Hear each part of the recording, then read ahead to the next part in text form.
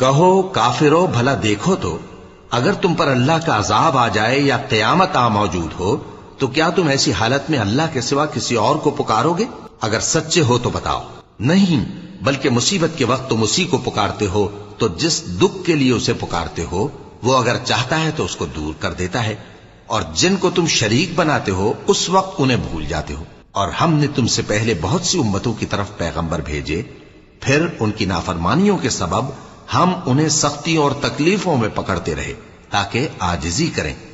تو جب ان پر ہمارا عذاب آتا رہا وہ کیوں نہیں عاجزی کرتے رہے؟